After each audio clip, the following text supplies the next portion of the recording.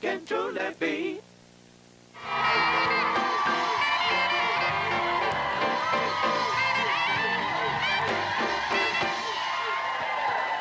What can I say about our first guest? He's hysterically funny, always surprising, and he's in a new movie, The Grinch.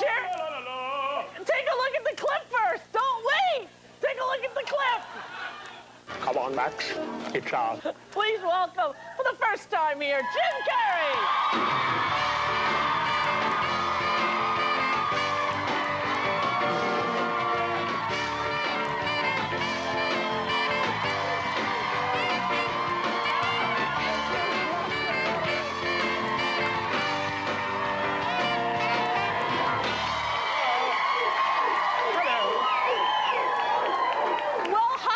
Hi, Good to see you. Good to see you. Good to see you. I really believe you are the funniest man I've ever met. Oh, no, come on now. Really? And There's a couple of political candidates out there. That's true. That's a pretty funny situation, huh? This is a lovely set. Do you like it? My gosh, it's so beautiful. It's bright and colored. Incredible feng shui. Thank you. Perfect. The way the audience goes up, laughter is light, so it travels upwards. It's true, it Excellent. does. And they're all adorned in their Grinch wear. I love this. It's good. I love this. Yeah. Unbelievable. How was it getting in that makeup, sir? When I watched that movie, I thought, my Lord. It was a hellish experience. Was it real? Unbelievable, unbelievable pain. But the fact was, the whole time, you know, you're just sitting there thinking, I'm the Grinch. Yeah. I'm the Grinch, you know? And every once in a while, you know, I'd kind of freak out about it and stuff, and, you know, I'd get on the phone with Renee, and she'd go, you're the Grinch. Oh, yeah, I'm the Grinch. You're the Grinch, exactly. And that was it. It made it all worthwhile. We just knew that it's such a special story. It's a lot kind of heavier than people think it is, you know? I mean, for most people, they just think it's this little green creature that they've become attached to, but the story itself is so kind of important because it talks about belonging, you know? And that's what Christmas is about to me. It's about who you belong to. When you give somebody a gift, it's you're in my gang, you know? Yeah. And that's why this story is lasting. You know, and little kids get the message, too, because my son is 5. I took him to see the film, and he said to me on the way home, you know, Mom, teasing is bad. I said, that's right. He said it really hurt his feelings, so he went to live alone. Oh.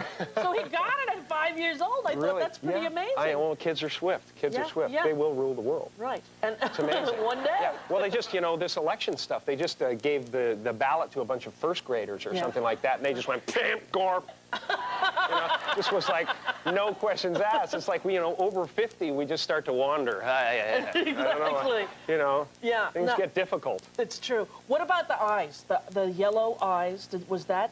Oh, my God. Because they moved with you. Did they do it with computers, or was it? It was incredible. Well, there were a couple of shots that were done with computers because, you know, some of the shots, you know, the wind was blowing in the snow, and it was so severe that, you know, that you couldn't really, you know, I couldn't see anything or whatever. But so they would CG the eyes in.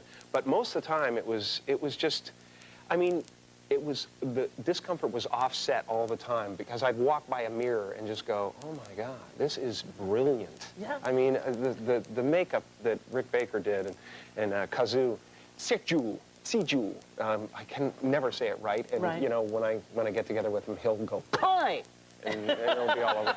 But, you know, is it true that the it was so brilliant that I knew I was part of something special. The executives didn't want you to have the makeup on? Because I was actually concerned, too, when I saw it. I thought, we're not going to see his face. Yeah, at first it was, you know, hey, we got Jim Carrey, man. You know, they don't want to see a green blob of goo. You know, like that. And, you know, so they wanted Jim Carrey. Not only the face, but the body. Completely naked. No. Unbelievable. That would have been... Oh, yeah. Yeah? Oh, yeah. Really? Incredible. We want everything he's got. Is it true that the widow of Dr. Seuss, the author, wanted to...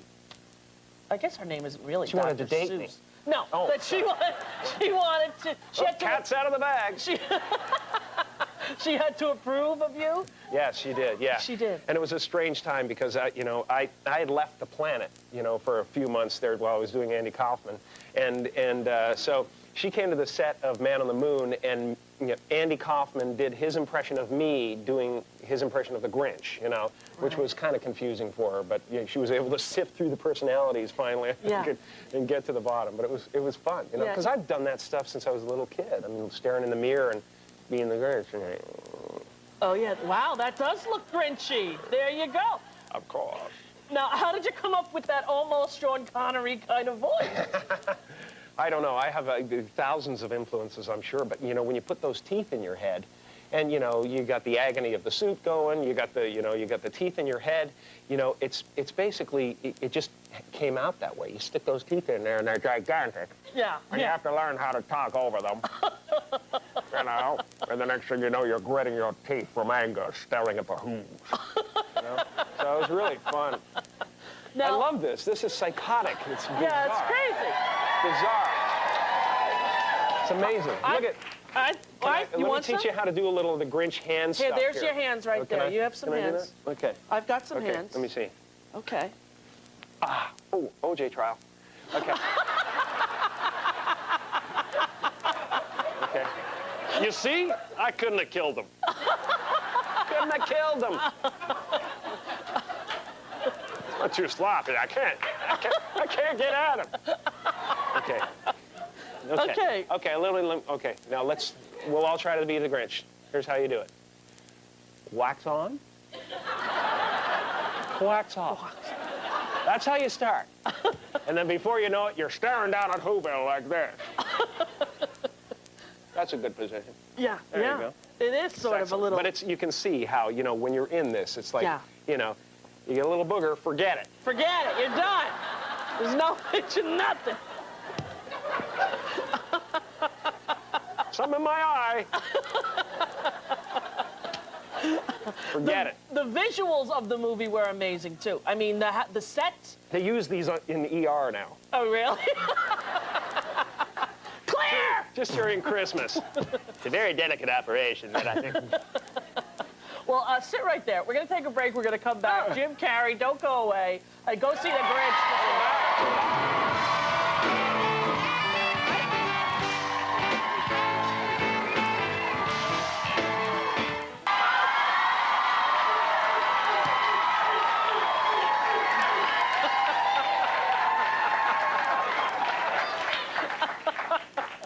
No, wait. I almost feel sorry for you because you don't get to enjoy your movies like we do. You have no idea. No, you don't get to see That's them. why it's such big box office, me and my family. No. But honestly, I was telling Jim at the break, when I get in a funk, a little depressed, that's the movie that I watch. It always cheers me up. You're such a sick woman. I know, but it's so funny. I mean, it's so fun. crazy. Well, yeah, because, you know, basically, a lot of the stuff I do is just, to me, is geared about, it's about letting an audience off the hook with life. Right, you know what I mean? right. Come on in for 2 hours and don't care about anything. Right. I think I'd be an excellent political candidate. I don't care! And that's what sets me apart.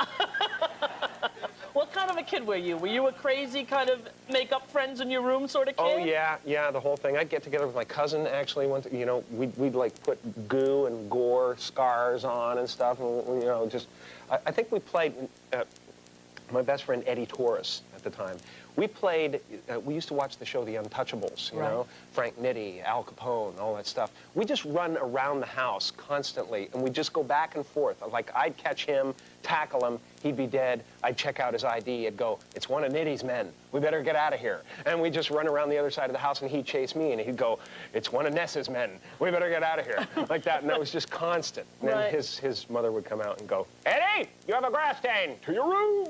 You know? What, were you a good student? She was a psychiatric nurse. I said that well, didn't I? I'm an orator. She was a psychiatric nurse, and her eyes would roll back in her head every once in a while. Really? Yeah, just experience. Yeah. Were you a good student? Did you do well studying? I did really well and then bothered everybody. Oh, really? Yeah, all my report cards said the same thing. Jim finishes first and then bothers the other students. Really? You know? So I excelled. Yeah. But then I was just like, how can I derail the others? Right. You know? But you had good grades. Still doing that, basically. You had good grades, though? You were like... Oh, yeah. Yeah. No, I was a good student. And Until about the 9th grade when, you know, it was kind of, you know, we had financial hardship in the family and stuff like that. And it was amazing because I learned how some kids just, you know, can't get ahead in school because they're so messed up at home that they get in school and it literally is Charlie Brown. I mean, it's like, you know, I went from being an A student to just all I heard was you know, like that, and distorted heads and like that. And it was just, you know, they became the man. Right. You know, and I didn't want to know anybody and stuff. I just fell asleep at the back of class and, you know, did a little doodles and stuff and stared off into space. Yeah, and it has know. such an effect on kids. It really does. What's going on in their house is directly totally. reflective of... Totally. Did you... The most important thing in the world, the biggest problem we have is about loving kids. You're not, you know, because if you make kids feel special, then there's no problems in the world. Safe. You won't have to control the guns. You won't have to do any of that stuff because the kids won't make those choices, you know? Yeah. It's just a matter of making kids feel like they're special. Except that one in the corner. He is dangerous and must be stopped. Now, I remember when you were doing stand-up, we worked together like one time up in Toronto. Yeah. Yeah, you were the headliner, I was the opening comic. Yeah. And blew me off the stage. No, you liar. I had no jokes. I used to go, here's my impression of Pac-Man. Whoa, whoa, whoa, whoa, whoa. That's my whole act. That's a joke. That's one joke I had. Yeah. But I remember when you got your sitcom, everybody was all abuzz. Yeah, sure. That was the big thing. It was Duck Factory, right? I have been up and down so many times in this business. It's hilarious because I've kind of like, I can sit back and watch people now, and I can see people who are talented that get shots that don't work out, and I just go, just hang in there for a minute, man. Just hang in. Just, you know, don't jump off the roof yet because, you know, it comes back around. You know, because, you know, so many times it's been, you know, it's your big break, man. This is it.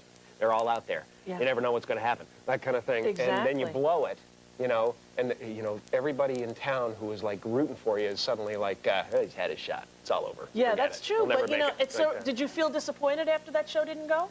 Because you didn't get to be you. You were sort of the straight guy, you know? Yeah, they didn't really know what to do with me at that time. Right. They had not witnessed the ego burst. Right? The Big Bang, as I call it. The insanity. The beginning of my career, the Big Bang Theory. Yeah, where, you know, I don't know, at some point it just happened. It just, suddenly I went, oh, yeah, geez, that's what I got to do. I got to be the funny one. Right. The Tonight Show, was that your first big break, comic-wise?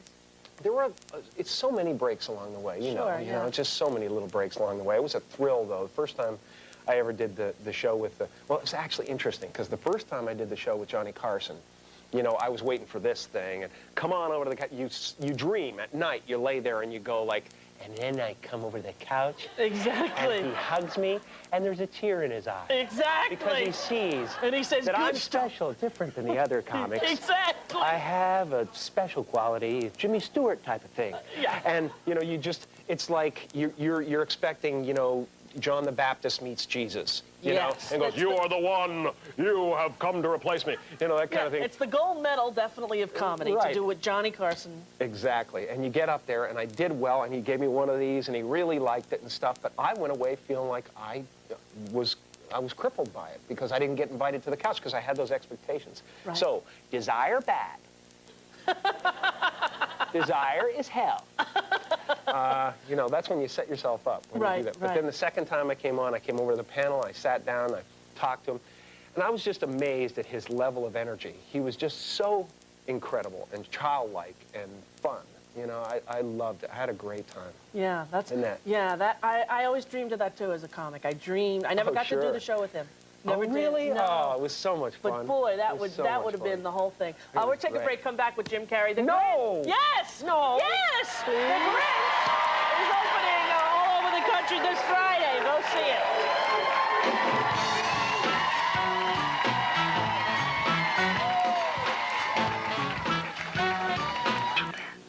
Love that movie. Very touching movie. Yeah, sweet story. It's great, great idea. And rich with metaphors. What an amazing acceptance speech at the Golden Globes. Oh, thanks. The funniest thing.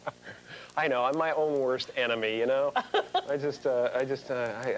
can't help. I joke. Yeah, so it's funny. I knock myself out of the running for many things. Yeah, but you know what? It was worth it because I was literally peeing in my pants. I got an award with you once at a big thing. How's it going now back there? Are you okay? Yeah, I'm okay. But I wear Depends undergarments just in case. Excellent. No, but we were at some award, and you and I both got an award for an AIDS charity, a big to-do. Right. Yeah. And I went up and I was trying to be all, you know, serious. Yeah, you got all serious. Yeah, it's like, you know, this is a hard disease. It's a scary thing. It's you know? real. And then you got up there and told everybody what you did. I can't remember. You don't remember? I never remember. See, this is the thing. People come up to me all the time and they say, remember what you did at that thing and that thing? And I go like, no. Okay. Because literally, I'm like, you know, I'm living in the moment. Okay, so you get up there, he gets up there, I'll do a bad impression, but you go like this. I just want to say that this is the amount of people who have, hold it, took fake tears, poured them on your face, and then pretended that you couldn't talk because you were crying. So... I'm so glad you reminded me of that, because I was going to use that again. No, it was, Jim, it was the funniest thing I ever saw.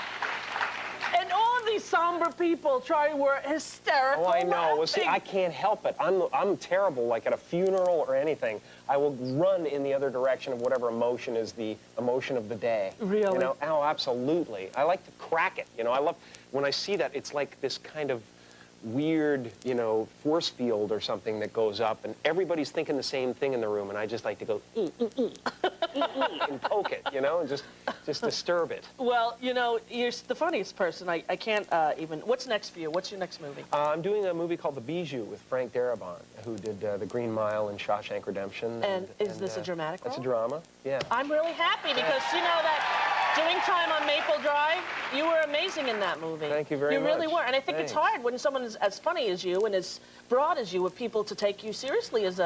I feel so lucky because for some reason, you know, filmmakers and people out there have just somehow tapped into a part of myself that, of me that they accept other than just doing the crazy stuff.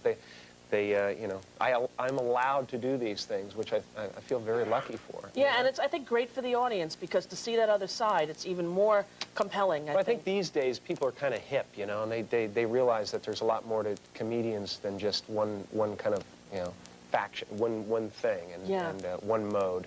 And, you know, they know we're sick and depraved. Exactly. Somebody wants to mind that. And there's a streak in there that, yeah. to touch that. No, I think it's really it's great. sweet. I love telling stories, you know, and that's what it's all about to me. And to be an actor is to do it all, so. When do you start doing that one? That's none of your damn business. Oh, okay, sorry. Come on, I'll come back. Let's spread it out here. Okay. If you want more time, we have to bump David Allen Greer. Okay, all right then. Well, the movie opens next Friday. You're a wonderful Grinch, as you are everything you else. You do. I think you're really the funniest person in the world. Thanks, I really do. thanks. Jim Carrey, thank you very, very much for being here.